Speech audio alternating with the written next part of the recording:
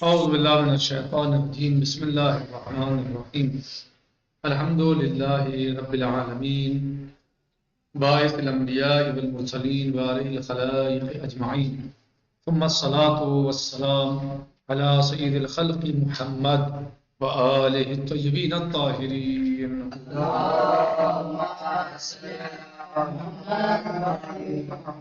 عجل فرجهم. ہمارا درس اور گفتگو چل رہی ہے نبوت کی بحث میں. ہم نے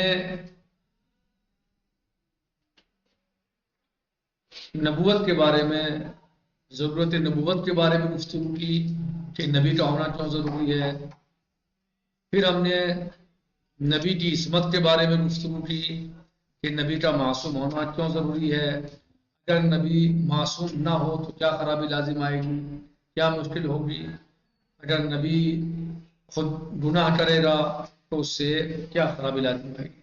اس سلسلے میں ہم نے گزشتہ دروس میں تفصیلی گفتگو کی اور قدر ممکن عصمت انبیاء علیہ السلام کو ثابت کرنے کی کوشش کی. امید کرتا ہوں کہ آپ سب اس بحث کو جو اب تک ہم نے اس کتاب کے اعتبار سے کی ہے اس کو اچھی طرح آپ سمجھ گئے ہوں گے. آج ہمارا چوتھا درس نبوت کی بحث میں پیغمبر کی شناخت کے بارے میں ہے کہ ہم پیغمبر کو، نبی کو، رسول کو کیسے پہچان سکتے ہیں. اس کو پہچاننے کا کیا طریقہ ہے. ہم کیسے پہچانے کہ یہ نبی ہے. کیا صرف دعویٰ کر دینا کسی کا کہ میں نبی ہوں یہ کافی ہے؟ نہیں، بلکہ ہمیں دعوے کے ساتھ دلیل چاہیے تاکہ ہم مطمئن ہو سکیں، تاکہ ہمیں یقین آ سکے کہ ہاں یہ واقعا نبی ہے. ورنہ ایسے تو کوئی بھی کہہ سکتا ہے میں نبی ہوں، میں رسول ہوں، تو کیا ایسی آنکھ بند کر کے اسے مان لیں کہ ہاں واقعا یہ نبی ہے؟ نہ، ایسا نہیں ہے، بلکہ دعوے کے ساتھ کچھ دلیل چاہیے. کہہ رہے ہیں کہ پیغمبر کی شناخت کا بہترین راستہ یعنی بہترین طریقہ کیسے پہچانے پیغمبر کو یا نبی کو یا رسول کو. بلا شک و شبہ ہر مدعی کے دعوے کو قبول کرنا عقل اور منطق کے خلاف ہے. یہ بات صحیح ہے. کیسے جو ہے وہ یعنی ہر عقل مند اس بات کو جانتا ہے، شعور مند اس بات کو جانتا ہے، باشعور انسان اس بات کو جانتا اور مانتا ہے کہ کسی کے بھی دعوے کو آنکھ بند کر کے ہم تسلیم کر لیں یہ مناسب اور صحیح نہیں ہے. عقل و منطق کے خلاف ہے، عقل کے بھی خلاف ہے، منطق کے بھی خلاف ہے. یہ صحیح نہیں ہے. خداوند متعال کی طرف سے نبوت اور رسالت کا دعویٰ کرنے والا، نبوت اور رسالت کا دعویٰ کرنے والا شخص ممکن ہے سچا ہو، لیکن یہ احتمال اپنی جگہ موجود ہے کہ فرصت طلب اور دغاباز قسم کا انسان سچے انبیاء علیہ السلام کی جگہ لینے کی کوشش کرے. لہذا ضروری ہے کہ ایک ایسا یقینی اور قطعی معیار ہمارے پاس ہونا چاہیے کہ جس کے ذریعے انبیاء علیہ السلام کے دعوے کی حقیقت اور ان کا خدا سے رابطہ ہمیں معلوم ہو سکے. یعنی یہ نہیں ہے، یہ عقل والی چیز نہیں ہے، یہ عقل کی چیز نہیں ہے، یہ اچھی چیز نہیں ہے، صحیح مناسب نہیں ہے کہ کوئی آگے ہم سے کہے کہ میں نبی ہوں اور ہم اسے تسلیم کر لیں ایسے ہی آنکھ بند کر کے. ایسے نہیں ہوتا، بلکہ عقل اور شعور کہتا ہے کہ آپ اس کو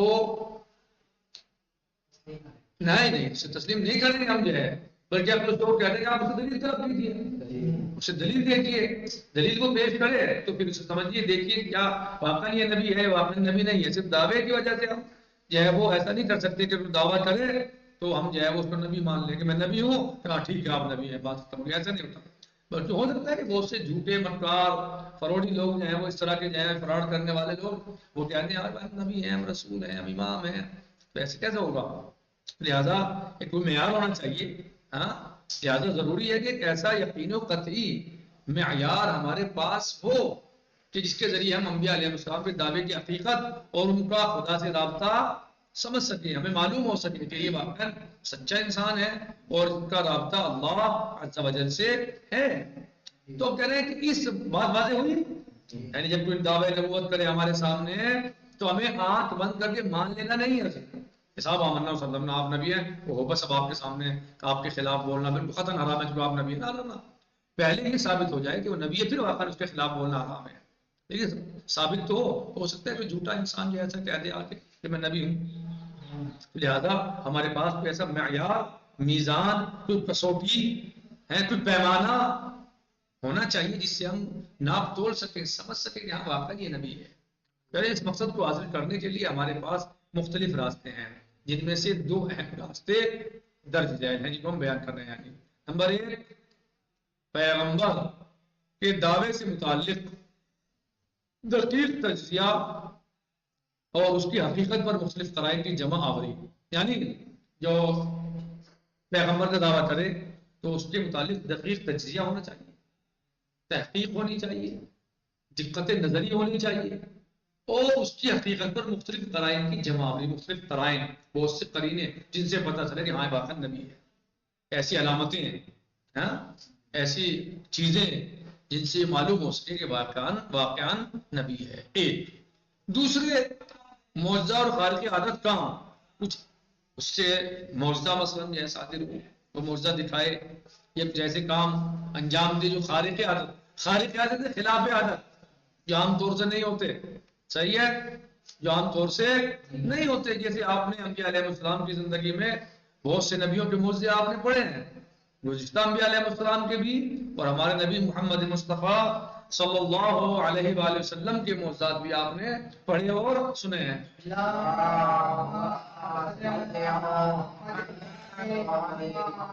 بہت سارے نبیوں نے معجزے دکھائے، جناب موسیٰ علیہ السلام نے اژدہا بنا دیا، دریا میں عصا مارا تو راستے بن گئے اس کے اندر جو ہے، صحیح، بہت سارے معجزات نبی پیش کرتے ہیں۔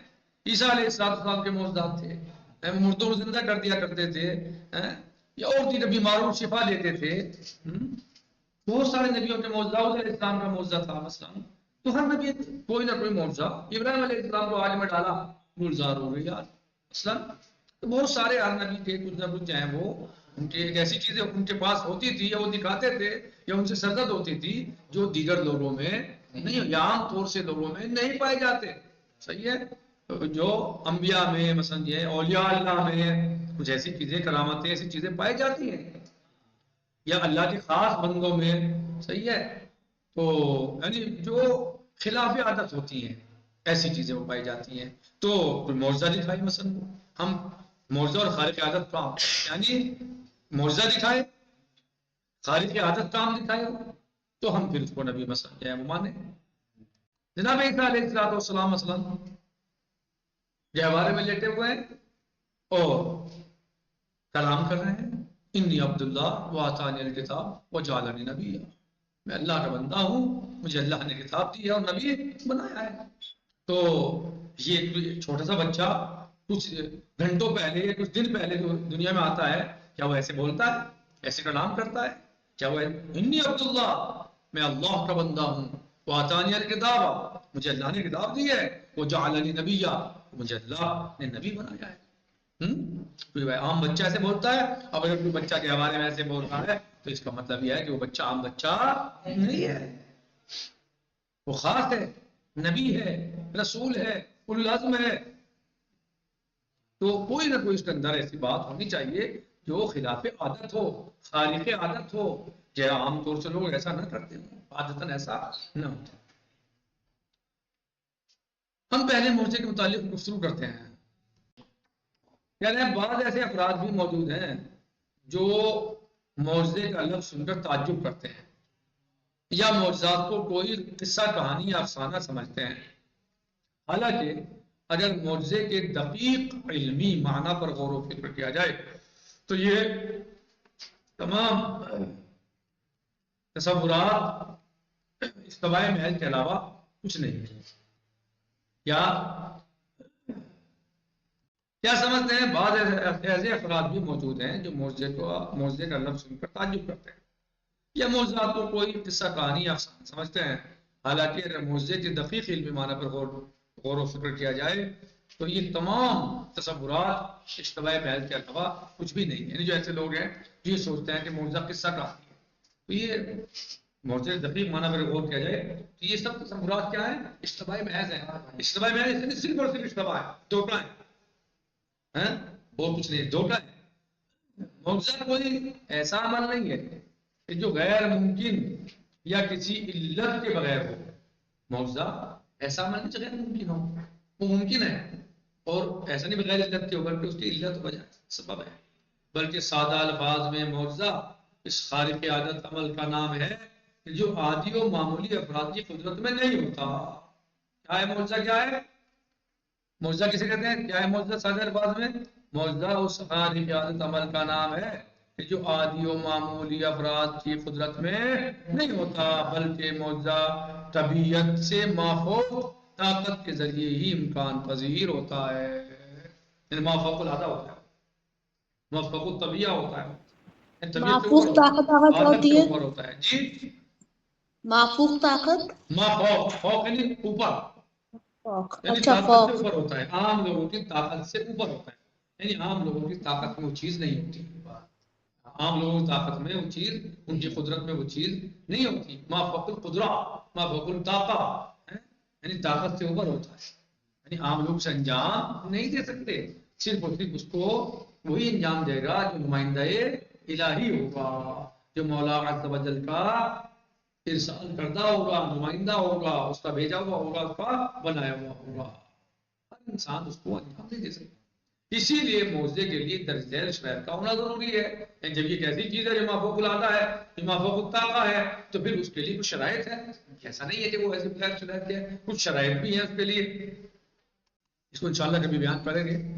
اسی لیے معجزے کے لیے درج ذیل شرائط کا ہونا ضروری ہے. نمبر 1، ایسا کام جو ممکن و قابل قبول ہو. معجزہ کیا ہوتا ہے؟ کیا شرط ہے اس کی؟ کہ وہ ایسا کام ہوتا ہے جو ممکن اور قابل قبول ہو. نمبر 2، عام لوگ، عام یا صاحب کمال انسان صرف انسانی طاقت کے ذریعے اس کو انجام دینے کی طاقت نہیں رکھتے. یعنی عام انسان جو ہے یا صاحب کمال انسان صرف انسانی طاقت کی بنا پر اسے انجام دینے کی طاقت اور قوت نہیں رکھتے، بلکہ وہ اللہ کی طرف سے ہوتا ہے. نمبر 3، معجزہ لانے والا شخص اپنے کام سے متعلق اتنا مطمئن ہو کہ دوسروں کے مقابلے کی دعوت دے سکے. جو معجزہ دکھا رہا ہے وہ اپنے اس معجزے کے بارے میں اتنا مطمئن ہو کہ وہ دوسروں کو کہہ سکے کہ اس میں ہمت ہو، اس کا جواب دیا، اس کا مقابلہ کرنا. جیسے قرآن کریم نے بارہا چیلنج کیا ہے، بارہا چیلنج کیا ہے اس بارے میں. بسم اللہ الرحمن الرحیم، ان کنتم فی ریب مما نزلنا علی عبدنا فاتوا بسورۃ من مثلہ وادعوا شہداءکم من دون اللہ. یعنی تم یہ شک ہے کہ یہ قرآن اللہ کی کتاب نہیں ہے تو اس جیسی کتاب لے آؤ. اور مختلف مقامات پہ چیلنج کیا، لیکن قرآن کریم چیلنج کرتا رہا اور وہ لوگ جواب لانے سے عاجز رہے، نہیں لا سکے. تو یعنی جو معجزہ لا رہا ہے، جو معجزہ دکھا رہا ہے، وہ معجزے سے اتنا مطمئن ہو اپنے اس کام سے کہ وہ دعویٰ کر سکے اور لوگوں کو کہہ سکے کہ بھائی اگر تم سے ممکن ہو تو جواب لا کے دکھاؤ. اگر تم اسے معجزہ نہیں مانتے، تم مجھے نبی نہیں مانتے، تو میرے اس کام کا جواب لا کے دکھاؤ، کر کے دکھاؤ ایسا. نمبر 4، کوئی بھی شخص اس جیسا کام نہ کر سکے جیسا کہ معجزے کے نام سے واضح ہے کہ تمام افراد اس کے مقابلے میں عاجز ہو جائیں. نمبر 5، ضروری ہے کہ معجزہ دعوی نبوت یا امامت کے مطابق ہو. معجزہ کیا ہو؟ دعوی نبوت اور امامت کے مطابق ہو. لہذا وہ خارق عادت کام جو انبیاء علیہ السلام اور ائمہ علیہ السلام کے علاوہ دیگر افراد انجام دیتے ہیں، انہیں معجزے کے بجائے کرامات کہا جاتا ہے، کیونکہ معجزہ خاص ہے دعوی نبوت و امامت کے مطابق. یعنی جو شخص دعوی نبوت یا دعوی امامت کرے اور نتیجے میں وہ کوئی ایسا کام انجام دے، ایسی کوئی خارق العادہ چیز دکھائے، پیش کرے، انجام دے، وہ معجزہ ہے. اور اگر ائمہ علیہ السلام یا انبیاء علیہ السلام کے علاوہ کوئی اور شخصیت کوئی ایسی چیز پیش کرتی ہے، کوئی ایسی شے دکھاتے ہے، کوئی ایسی چیز دکھاتی ہے جو خلاف عادت ہو، خارق العادہ ہو، تو وہ کیا ہے؟ اسے معجزہ نہیں بلکہ کرامت کہا جائے گا. انشاءاللہ ہم باقی جو ہے وہ تفصیل کے ساتھ آنے والے دروس میں اس کو بیان کریں گے. آج ہم اسے پہ اکتفا کرتے ہیں. الحمدللہ رب العالمین وصلی اللہ علی سیدنا و نبینا محمد وآلہ الطیبین الطاہرین. والسلام علیکم ورحمۃ اللہ تعالی وبرکاتہ.